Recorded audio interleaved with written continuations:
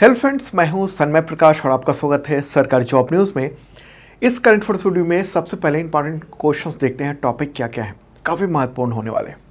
जैसे सूरज से निकलने वाले जो तूफान है उसकी वजह से भारत के किस जगह पर ऑरोरा दिखा है और दुनिया की तमाम स्पेस एजेंसी आखिर क्यों अलर्ट पर है। क्या होता है सौर तूफान, एनिमेशन के जरिए आपको बताएंगे। 29वीं बार माउंट एवरेस्ट पर चढ़ने का रिकॉर्ड किसने बनाया है? अब एवरेस्ट मैन कहा जाता है इनको। यूएनजीए यानी यूनाइटेड नेशंस जनरल असेंबली ने किस देश को संयुक्त राष्ट्र का पूर्ण सदस्य बनाने का प्रस्ताव पारित किया है? भारत ने पक्ष में वोट किया। किस खाड़ी देश के अमीर ने संसद को भंग कर दिया और तमाम विभागों को कंट्रोल में ले लिया? वहाँ लोकतंत्र की जो है फसलें उग रही थी उसको कंट्रोल करने की कोशिश की है वहाँ के आमिर ने, वो बात करेंगे। इसरो ने 3D प्रिंटेड रॉकेट का इंजन तैयार कर लिया है और उसका सफल परीक्षण किया है। तो क्या नाम है और क्या फ़ायदा होने वाला है इससे, और दुनिया के देश कैसे इसरो को चकित भरे निगाहों से देख रहे हैं? भारत में कुल बीमारी का कितना प्रतिशत अनहेल्दी आहार की वजह से हो रहा है? और बहुत ही इंपॉर्टेंट ICMR NIN की रिपोर्ट आई है, उसके बारे में बात करेंगे। और भी कई सारे इंपॉर्टेंट टॉपिक है आप सबके एग्जामिनेशन के लिए। तो शुरू करते हैं आज का करंट अफेयर्स। और उससे पहले एक इन्फॉर्मेशन आपको दे दूं कि आप लोगों की बहुत डिमांड रही है कि एग्जामिनेशन के लिए प्रैक्टिस सेट लेकर आइए, उसमें तमाम अलग अलग सब्जेक्ट के जो फैकल्टीज़ हैं वो सब रहें। तो आपके लिए हम लेकर आ रहे हैं कल से ही, यानी सुबह 11 बजे से आपको प्रैक्टिस सेट मिलेगा अलग अलग सब्जेक्ट के। तमाम वनडे एग्जामिनेशन के लिए वो महत्वपूर्ण होगा, देखिएगा ज़रूर सुबह 11 बजे से लगातार, ठीक है। और इसके अलावा RPF SI का कोर्स चल रहा है शानदार ढंग से, तमाम जो फैकल्टी हैं वो पढ़ा रहे हैं ऐप पर। मात्र 200 रुपीज़ उसका प्राइस है, पूरा कोर्स आपको कवर कराया जा रहा है सरकारी जॉब न्यूज़ के ऐप पर। तो अब सबसे महत्वपूर्ण क्वेश्चन ये देखते हैं। क्वेश्चन होगा, पृथ्वी के उत्तरी और दक्षिणी ध्रुवों पर कभी कभी दिखने वाला ऑरोरा। ऑरोरा क्या होता है? रात में आकाश में चमकीले घूमते हुए पर्दे के रूप में कई सारे रंग दिखाई देते हैं वो। तो भारत में वो किस जगह पर देखा गया है? आमतौर पर भारत में ये सब नहीं दिखता है। इसका आंसर होगा लद्दाख। ये महत्वपूर्ण क्वेश्चन है और ये न्यूज़ देख रहे हैं इंडियन एक्सप्रेस में। ये नज़ारा देखने को मिला है लद्दाख में, ठीक है। लद्दाख कहाँ पर है तो मैप के ज़रिए भी देख लीजिए, प्यारा भारत है। और लद्दाख ये रहा पूरा, यहाँ से इधर से ये वाला जो हिस्सा है वो है लद्दाख। तो यहीं पर ये देखा गया है ऑरोरा। अब अगला क्वेश्चन लेंगे और फिर डिटेल में बात करेंगे, एनिमेशन के ज़रिए पूरा डिटेल आपको समझाएंगे। तो क्वेश्चन ये होगा कि लद्दाख में मई 2024 में ऑरोरा दिखाई दिया, तो इसकी वजह क्या थी? यानी जो अलग अलग कलर में घूमते हुए पर्दे जैसे जो रंग दिखाई दिए वो एक्चुअल में उसकी वजह क्या है? इसका आंसर होगा सौर तूफान। इसको आप जियो मैग्नेटिक स्टॉर्म भी कह सकते हैं, सोलर स्टॉर्म भी कह सकते हैं। अंग्रेजी में सोलर स्टॉर्म कहेंगे हम, ठीक है। देखिए, तो सामान्य दिनों में हम लोग को जब आसमान जो है वो दिखता है नीला, या जब शाम होने वाली होती है या सुबह होने वाली तो थोड़ा पीला या हल्का लाल जैसा कुछ कलर दिखता है आसमान में नीचे की ओर, ठीक है। ऊपर पूरा नीला दिखाई देता है। लेकिन अगर ये चमकीला घूमते हुए पर्दे के रूप में कई सारे रंग दिखने लगे तो इसको ऑरोरा कहा जाता है। हिंदी में इसको ध्रुवीय ज्योति भी कहते हैं। ये देखने में तो हमारे लिए अच्छा लगता है कि अलग तरह का नज़ारा हो गया, लेकिन तकनीकी तौर पर यह काफ़ी चिंता का सबब होता है। आमतौर पर ये जो ऑरोरा है वो उत्तरी ध्रुव और दक्षिणी ध्रुव पर दिखाई देता है, लेकिन 10 मई की रात को और 11 मई की सुबह कहिए तो लद्दाख में कुछ ऐसा देखने को मिला। ये वाला फोटोग्राफ ये लद्दाख का है। और इस ऑरोरा को इंडियन इंस्टीट्यूट ऑफ एरोफिजिक्स यानी IIA जो कि बेंगलुरु में है, उसका सेंटर यहाँ लद्दाख के किस एक गांव में है। उस गांव का नाम है हानले, ठीक। तो हानले में ये रिकॉर्ड किया गया है, वहाँ पर कैमरा लगा हुआ है जो ये लद्दाख में हानले में ये रिकॉर्ड किया गया है। ये वाला जो आप फोटोग्राफ देख रहे हैं। तो सोलर तूफान के बारे में और जानते हैं, उससे पहले इसका जो खतरा होता है वो एक नज़र मैं दिखा देना चाहता हूँ। अभी 2024 में ये तूफान आया सोलर तूफान, उससे पूरी दुनिया जो है वो परेशान है, पूरी दुनिया की स्पेस एजेंसी। ये 2022 की एक खबर आप देख रहे हैं कि स्पेस एक्स के 40 के लगभग सैटेलाइट जो है ना वो आसमान से गिर गए थे और वो इस तरह से फिर वायुमंडल में आते ही वो जल गए थे, नष्ट हो गए थे, ठीक है। एलॉन मस्क की जो कंपनी है स्पेस एक्स, उसके 40 सैटेलाइट सोलर स्टॉर्म की वजह से, सोलर तूफान की वजह से गिर गए थे। लेकिन इस बार दुनिया के जो तमाम एजेंसी है, अंतरिक्ष एजेंसी है और जो भी स्पेस रिलेटेड कंपनी है, चाहे स्पेस एक्स हो, तो उन सब ने अपने अपने सैटेलाइट को बचाने का इंतज़ाम किया हुआ है सोलर तूफान से, क्योंकि जैसे ही तूफान आए तो वो उस जगह से थोड़ा साइड हो जाए या उसके लोकेशन को कुछ ऐसा चेंज किया जा रहा है। अब सवाल होगा, क्या होता है ये सोलर तूफान या सोलर जियो मैग्नेटिक स्टॉर्म कहिए, सोलर तूफान कहिए। देखिए, ये जो तूफान है वो सूरज से उत्पन्न होता है। सूरज गैस का गोला है, इसमें 92.1% हाइड्रोजन और 7.8% हीलियम जैसी गैसें हैं। तो सूर्य में न्यूक्लियर फ्यूजन का प्रोसेस चल रहा होता है और इसमें मुख्य तौर पर 11 साल के अंतराल पर यह प्रोसेस चरम पर होता है, जिसको हम सोलर साइकिल भी कहते हैं। इस तरह से ये इसमें लपटें निकल रही होती हैं। सोलर साइकिल में ही अरबों टन गर्म गैसें के फव्वारे इस तरह से निकल रहे होते हैं, ये अंतरिक्ष में फैल रहे होते हैं और ये तमाम जो ग्रह हैं उन सब की ओर जा रहे होते हैं। और ये देखिए आप, पृथ्वी, ये सन से ये पार्टिकल्स आ रहे हैं, सोलर तूफान आ रहे हैं और ये सन का जो अपना मैग्नेटिक फील्ड है वो इसको बचा रहा है। इसके बारे में अगर हम और डिटेल में बात करेंगे तो नासा का जो सोलर पार्कर प्रोब है, जो कि सूरज के बिल्कुल करीब तक पहुंचा, उसने बहुत सारी खोज भी की थी। ये सोलर पार्कर प्रोब है, इसने हमें बताया था कि कैसे सोलर विंड जो है ना वो चार्ज बैक करते हैं और अंतरिक्ष में कैसे निकलते हैं। सूर्य से आए हुए जो चार्ज पार्टिकल्स हैं वो धरती के वायुमंडल की ऊपरी सतह पर, यानी जो मैग्नेटिक फील्ड है पृथ्वी का, उससे टकराते हैं। दरअसल क्या है कि मैग्नेटिक फील्ड जो है ना वो सोलर और स्पेस से आने वाले जो तमाम तूफान हैं उससे बचाने का काम करती है हमें।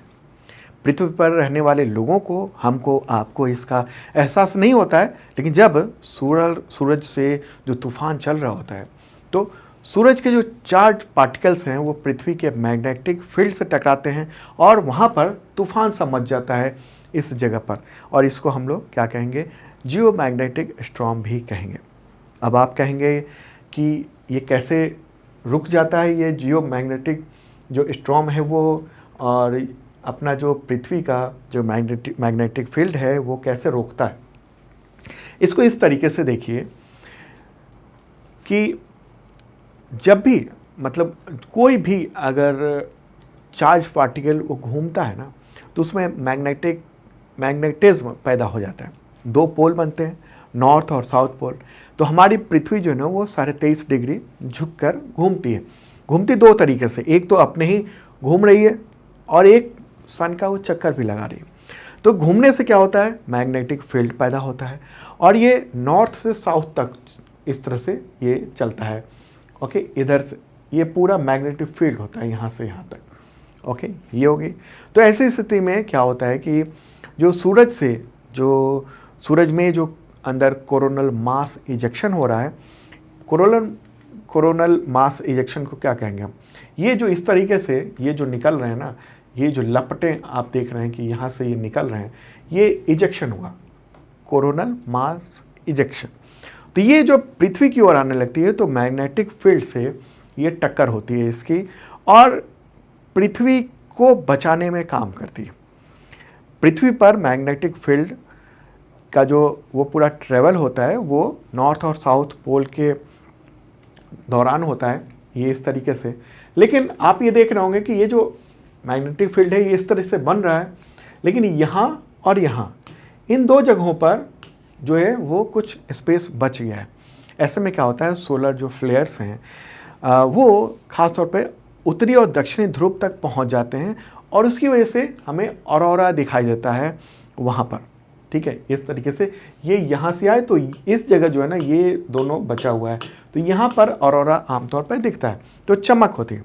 तो उत्तरी ध्रुव पर जो पैदा होने वाली जो चमक है, यानी जो ऑरोरा है, उसको क्या कहते हैं, ऑरोरा बोरेलिस कहते हैं। क्या कहते हैं, ऑरोरा बोरेलिस। जबकि दक्षिणी ध्रुव पर जो ऑरोरा पैदा होता है उसको कहते हैं ऑरोरा ऑस्ट्रेलिस, ऑरोरा ऑस्ट्रेलिस। ठीक है, तो इस तरीके से ये जो तूफान है वो आता है और जो हमारा मैग्नेटिक फील्ड है वो बचाता है। लेकिन अब आप कहेंगे कि बचा देता है तो फिर लद्दाख में क्यों दिखाई दे दिया। लद्दाख तो कोई उत्तरी ध्रुव पे है नहीं, ठीक है। लेकिन लद्दाख जो है ना वो उत्तर की ओर है। अब मैं इस चीज़ को मैं इस तरह से आपको बताना चाहता हूँ कि ये जो क्या है कि जो टोटल ये स्ट्रोम आ रहा है, इससे भी कुछ छन कर चीज़ें, यानी ये जो तूफान है उसके कुछ हिस्से वो पृथ्वी पर आ जाते हैं। खासतौर पर ये जो भूमध्य रेखा है ना, वहाँ पर तो कुछ नहीं होता है, लेकिन जैसे जैसे ऊपर बढ़ेंगे, जैसे जैसे इधर नीचे भी होंगे, यानी उत्तर की ओर बढ़ेंगे और दक्षिण की ओर बढ़ेंगे, तो ये जो इसका सोलर तूफान है ना, उसका असर इस ओर ज़्यादा दिखता है उत्तरी, और इस ओर इधर दक्षिणी की ओर थोड़ा ज़्यादा दिखता है, ठीक है। तो ऐसे में क्या होता है कि ये इसको भेद कर ये यहाँ चला जाता है, तो वही ऑरोरा हम लोगों को दिखाई पड़ा है ये इस जगह पर, ठीक है, इस बार हम लोग। अब सवाल ये होगा कि कितना खतरनाक है ये सोलर जो तूफान है वो।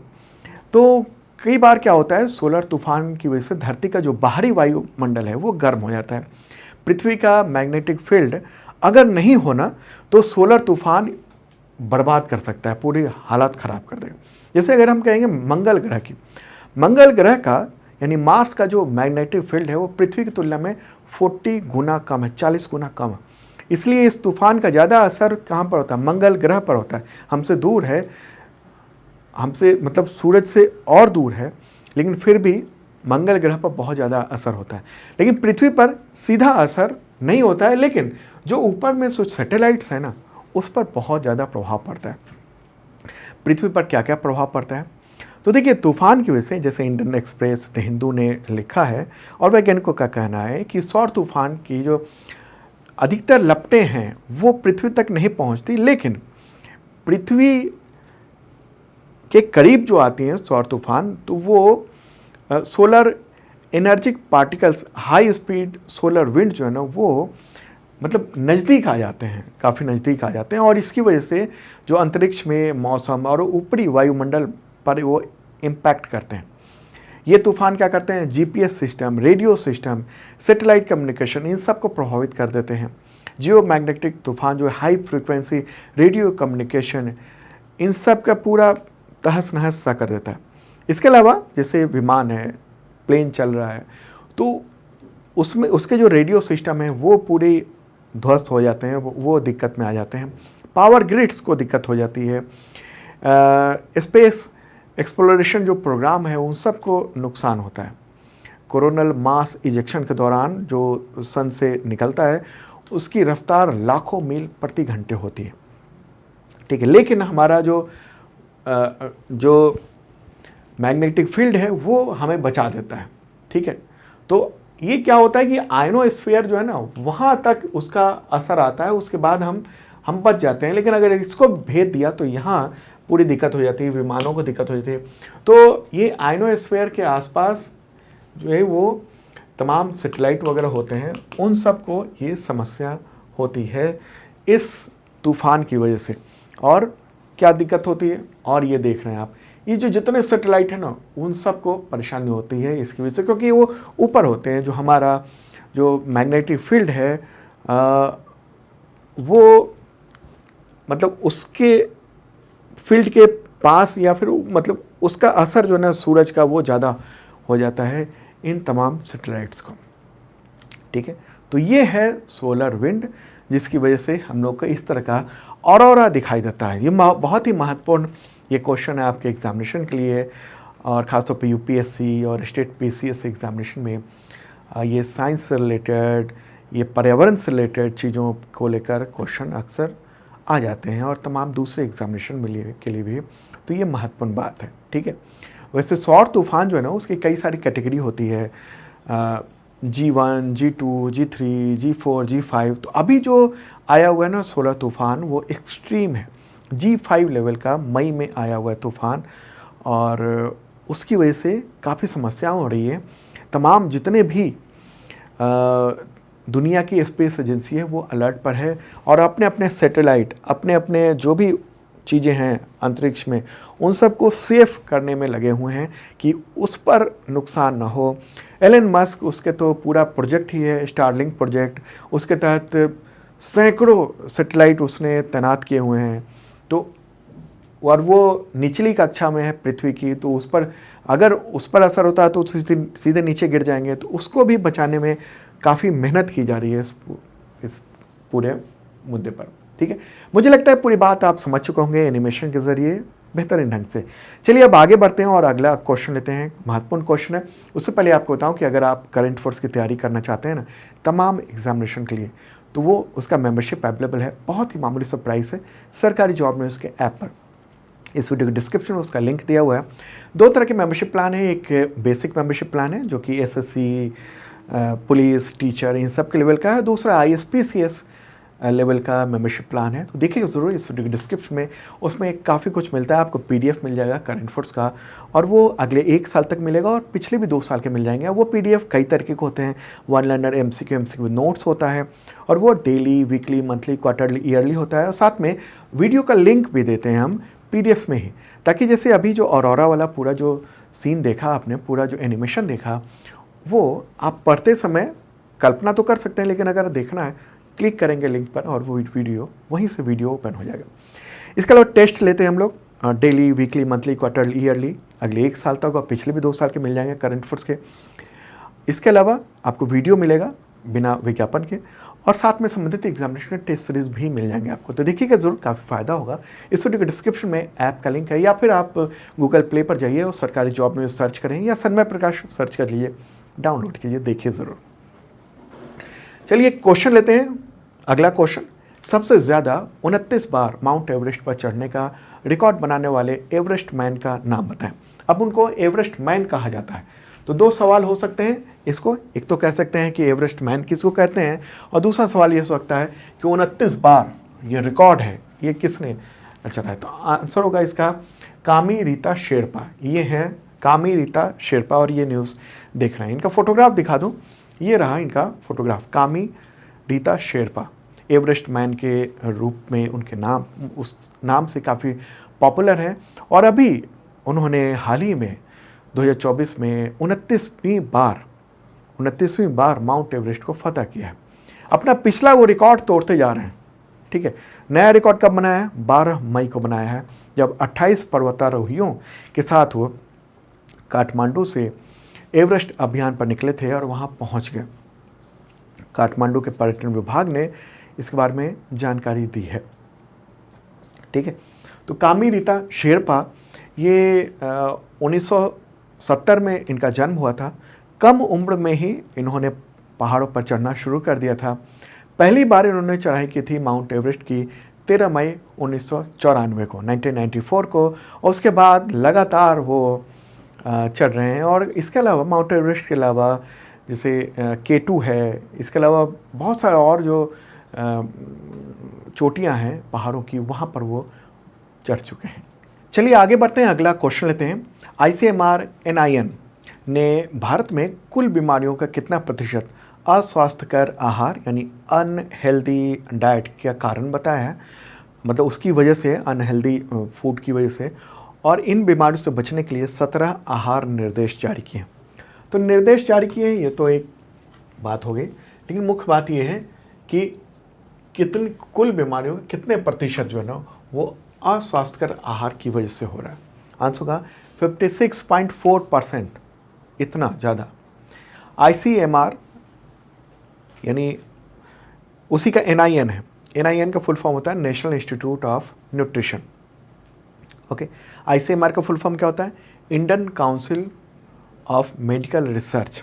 ठीक है, नेशनल इंस्टीट्यूट ऑफ न्यूट्रिशन यानी NIN, उसने भी ये रिसर्च किया है। मूल रूप से उसको हिंदी में कहेंगे राष्ट्रीय पोषण संस्थान, हैदराबाद में स्थित है। तो उसने ये दिशा निर्देश जारी किए हैं और ये सारी बातें कही हैं उसने। कुछ निर्देश क्या क्या जारी किए हैं वो भी मैं आपको बता देना चाहता हूँ। क्या क्या कहा है?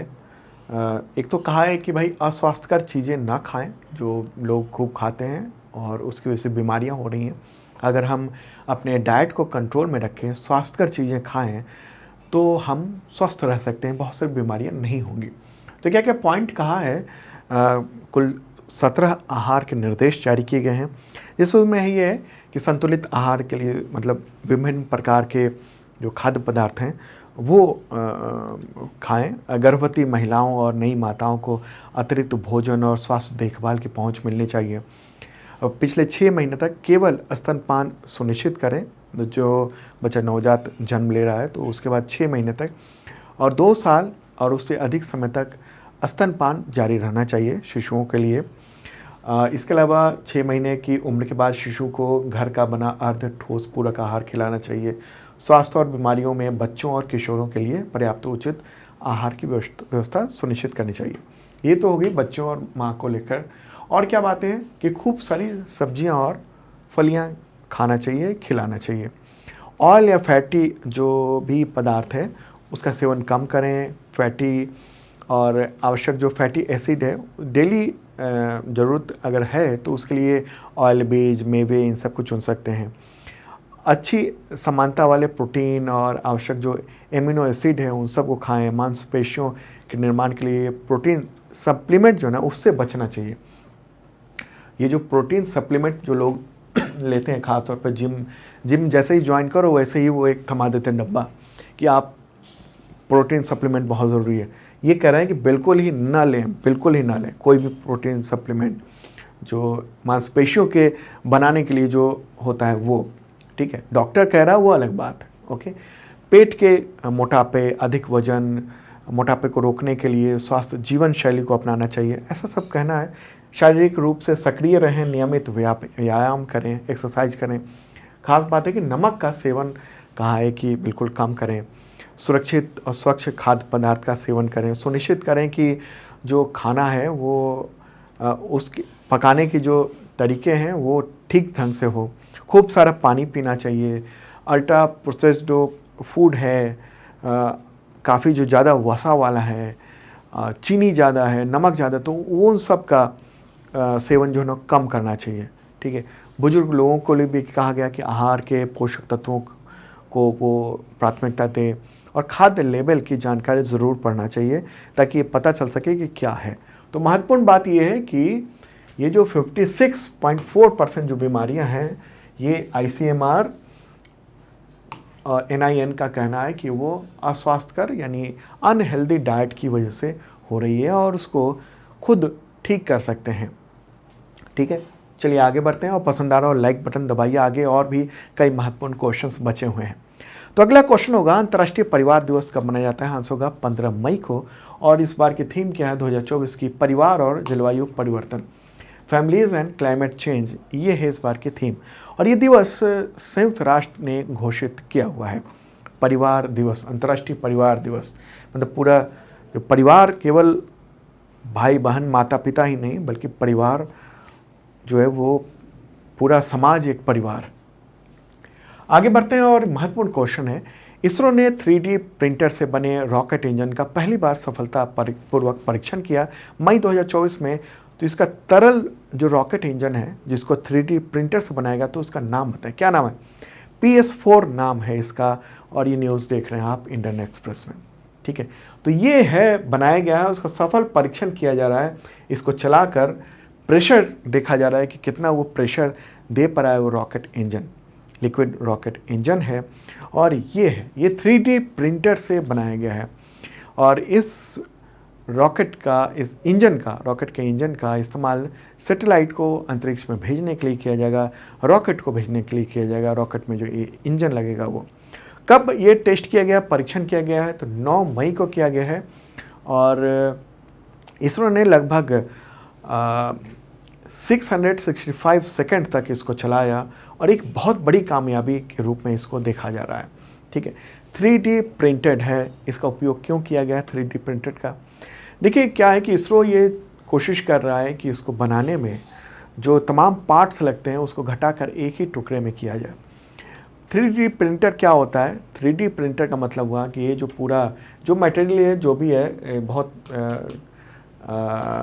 मतलब कार्बन का बना होता है, काफ़ी मजबूत होता है। तो उससे ही उसको पूरा डिज़ाइन प्रिंट कर दिया जाता है और वो प्रिंट होते होते एक इंजन तैयार हो जाता है, ठीक है। तो अब बहुत सारे जो उसके पार्ट्स है उसके बदले एक ही टुकड़े में या कुछ उससे ज़्यादा टुकड़े में इसको प्रिंटर से प्रिंट कर दिया गया है और काफ़ी टाइम बच गया है। 3D प्रिंटर की वजह से।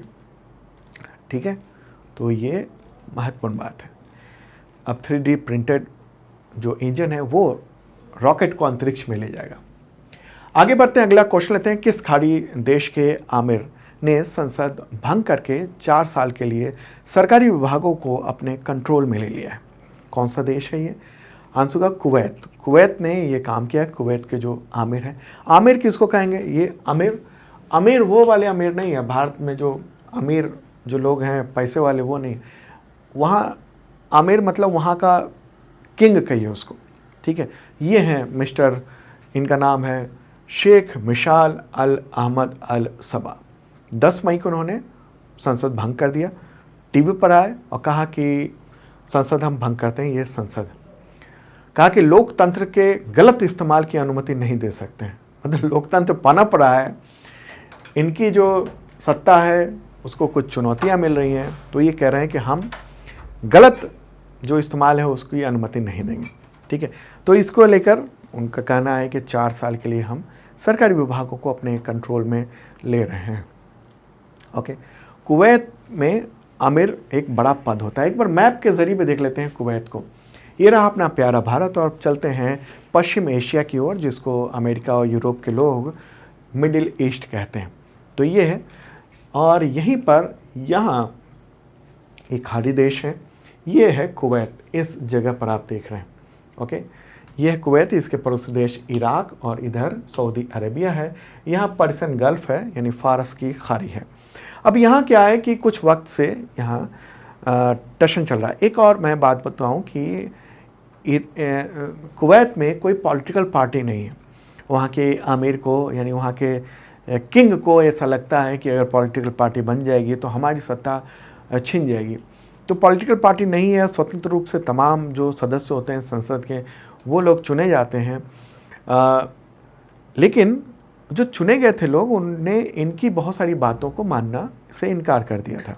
हाल में चुनाव भी हुए थे कुछ महीने पहले, तो अब इन्होंने क्या किया है आमिर ने कि उसको भंग कर दिया। ठीक है, तो ये है पूरा मामला। ओके, भारत से काफ़ी अच्छे रिश्ते हैं कुवैत के, व्यापारिक रिश्ते अच्छे हैं और सांस्कृतिक रिश्ते भी हैं। भारत को कुवैत जो है पेट्रोलियम पदार्थ जो है वो भेजता है। कुवैत में 10 लाख भारतीय रहते हैं। ये समुदाय कुवैत में सबसे बड़ा प्रवासी समुदाय है जो कि भारत का है। ठीक है, यहाँ पर भारतीयों को सबसे ज़्यादा पसंदीदा समुदाय माना जाता है। वहाँ engineer, doctor, CA, scientist, software engineer, management के स्पेशलिस्ट, आर्किटेक्ट, नर्स, ये सब ज़्यादातर भारतीय हैं वहाँ काम कर रहे हैं। ठीक है, तो ये कुवैत का ये पूरा मुद्दा है जो कि अपने क्वेश्चन के रूप में यहाँ पर ये आप देख रहा। ठीक है, कुवैत की जनसंख्या 43 लाख के आसपास है। अगर एग्जैक्ट कहेंगे तो 42.7 लाख है। भाषा यहाँ पर बोली जाती है अरबी। मुद्रा कुवैती दिनार है जो कि दुनिया की सबसे मजबूत मुद्रा मानी जाती है। ठीक है, चलिए अब नेक्स्ट क्वेश्चन को लेते हैं। अगला क्वेश्चन ये रहा। क्वेश्चन होगा, संयुक्त राष्ट्र महासभा ने किस देश को संयुक्त राष्ट्र का पूर्ण सदस्य बनाने का प्रस्ताव पारित किया है, जिसके पक्ष में भारत ने भी वोट किया था? आंसर होगा फिलिस्तीन। ठीक है, फिलिस्तीन। देखिए, मैंने इसके बारे में पहले भी बताया था। इससे पहले ये पूरा मुद्दा गया था यूएनएससी में, यूनाइटेड नेशन सिक्योरिटी काउंसिल में, लेकिन बहुमत होने के बावजूद अमेरिका ने वीटो कर दिया था और वो गिर गया था यूनाइटेड नेशन सिक्योरिटी काउंसिल में ये मामला। उसके बाद अब क्या किया गया कि इसको यूनाइटेड नेशन जनरल असेंबली में इसको प्रस्ताव को पारित किया गया है। अब आप कहेंगे कि जनरल असेंबली ने पारित कर दिया तो क्या उसको पूर्ण सदस्यता मिल जाएगी? ये यूएनएससी की सदस्यता नहीं है, ये मैं क्लियर कर दूँ, ये यूनाइटेड नेशंस की सदस्यता की बात हो रही है। एक और बात बता दूँ आपको कि फ़िलिस्तीन जो है ना, वो उसको देश के तौर पर मान्यता नहीं है संयुक्त राष्ट्र में। वो एक देश है ही नहीं अभी। चाहे हम भारत ये मानता हो कि वो एक देश है, दुनिया के बहुत सारे देश ये मानते हो, लेकिन संयुक्त राष्ट्र की नज़र में वो एक देश नहीं है। और देश कब बनेगा? जब वो संयुक्त राष्ट्र का मेंबर बनेगा। जैसे भारत संयुक्त राष्ट्र का मेंबर है यूनाइटेड नेशंस का। यहाँ पर सिक्योरिटी काउंसिल की बात नहीं हो रही है। ठीक है, तो ये जो पूरा मुद्दा है पहले तो सिक्योरिटी काउंसिल में ये मामला गया था कि उसको परमानेंट मेंबर बना दिया जाए, यानी देश का दर्जा दे दिया जाए फ़िलिस्तीन को, लेकिन फिर वहाँ खारिज हो गया। और अब उसके बाद फिर तमाम देशों ने मिलजुल कर यहाँ यूनाइटेड नेशन जनरल असेंबली में ये प्रस्ताव पारित किया है। हालांकि ये जो प्रस्ताव है ये जब तक सिक्योरिटी काउंसिल में नहीं पारित हो जाता है ना, तब तक ये बस प्रस्ताव पारित है, मतलब ये बस कहा जाए कि हाँ पारित है, लेकिन अंतिम मुहर जो होता है वो सिक्योरिटी काउंसिल में लगता है। तो अब हो सकता है कि फिर से ये मामला सिक्योरिटी काउंसिल में जाए और उसके बाद ये मुद्दा बने, ठीक है, ये उसको परमानेंट सदस्य यानी एक देश की मान्यता मिले। तो वहाँ पर जो वोटिंग हुई उसमें भारत समेत 143 देशों ने समर्थन में वोट किया कि फ़िलिस्तीन बनना चाहिए, ठीक है। फ़िलिस्तीन को कुछ विशेष अधिकार मिल सकेंगे, ये भी कहा जा रहा है। यूनाइटेड नेशंस महासभा में ये बात तो हो गई कि हाँ पूर्ण सदस्यता दी जाए, लेकिन उसके से केवल उसके फैसले से नहीं होता है, यूएन सिक्योरिटी काउंसिल से फाइनल डिसीजन होता है। लेकिन ये होगा कि वो फ़िलिस्तीन जो है ना, उसके जो प्रतिनिधि हैं वो असेंबली हॉल में वो बैठ सकेंगे वहाँ पर। एक बार मैप के ज़रिए आपको बताते हैं, फिर आप थोड़ा और क्लियर ढंग से समझ पाएंगे। तो ये तो रहा अपना प्यारा भारत, और अब कहाँ चलेंगे? अब चलेंगे पश्चिम एशिया की ओर। वहीं पर है फ़िलिस्तीन है, इज़राइल है, ठीक है। तो ये रेड कलर और ग्रीन कलर में ये देख रहे हैं आप, तो इसमें रेड कलर जो है वो है इज़राइल, ठीक है। और ये जो ग्रीन कलर देख रहे हैं ये है फ़िलिस्तीन, जो कि 2 टुकड़े में बटा हुआ है। इधर है गाजा स्ट्रिप या गाजा कहिए, और इधर वाला जो है वो वेस्ट बैंक कहा जाता है, ठीक है। तो अभी जो युद्ध चल रहा है, इज़राइल ने गजा में हमास के साथ युद्ध कर रहा है, इज़राइल वो गजा में कर रहा है, और यहाँ पर अलग प्रशासन है, एक यहाँ पर हमास कंट्रोल कर रहा था इस जगह को। तो लेकिन इस देश पहले ये फ़िलिस्तीन हुआ करता था, लेकिन सेकेंड वर्ल्ड वार के बाद फिर इसकी स्थापना हुई इज़राइल की ऑफिशियल रूप से, और फिर इज़राइल फैलता गया। पहले छोटे से रूप में था, फैलता गया, और ये अभी ये इस रूप में है। और फिर उस दौरान इसको आज तक परमानेंट मेंबर की यानी एक देश के तौर पर इसको मान्यता नहीं मिली है अभी तक, ठीक है। आगे बढ़ते हैं, अगला क्वेश्चन, विश्व प्रवासी पक्षी दिवस कब मनाया जाता है? आंसर होगा ए और बी दोनों, यानी मई का दूसरा शनिवार और अक्टूबर का दूसरा शनिवार, ठीक है। तो 2024 में ये मई का जो दूसरा शनिवार है वो है 11 मई को, और अक्टूबर का दूसरा शनिवार वो है 12 अक्टूबर को। तो 11 मई और 12 अक्टूबर 2 दिन 2024 में मनाया जा रहा है। और इस बार की थीम क्या है? इंसेक्ट्स, यानी कीड़े, ठीक है, ये है इस बार की थीम। कीड़ा क्यों रखा गया है? ये एक संदेश है कि जो पर्यावरण में के बाद लगातार स्वास्थ्य डाउन होता चला गया। इनका जन्म हुआ था 1952 में, 1952 को निधन हो गया 2024 में 13 मई को कैंसर की वजह से। एम्स दिल्ली में इनका निधन हुआ। इनकी एज थी 72 ईयर। बीजेपी के काफ़ी सीनियर लीडर थे। राजनीतिक करियर इनका करीब 3 दशकों का था, 30 साल से अधिक का। उप मुख्यमंत्री कब से कब तक रहे? 2005 से 2013 तक, और 2017 से 2020 तक वो उप मुख्यमंत्री रहे बिहार के, ठीक है। तो ये बात है, और ये था इम्पॉर्टेंट करंट अफेयर्स आप सबके लिए, ओके। और एक और ऐलान कर देना चाहता हूँ मैं कि तमाम एग्जामिनेशंस के लिए जो तमाम अलग अलग सब्जेक्ट हैं उसके लिए हम लोग प्रैक्टिस सेट लेकर आ रहे हैं। तो कल से ज़रूर देखिएगा सरकारी जॉब न्यूज़ ऐप पर, और उसका शेड्यूल जो है वो जल्दी हम जारी कर देंगे, और उसी के ज़रिए शेड्यूल मतलब कि क्लासेस जो हैं वो 11 बजे से लगभग शुरू हो जाएंगी। यूट्यूब पर फ्री होगा। Okay, bye.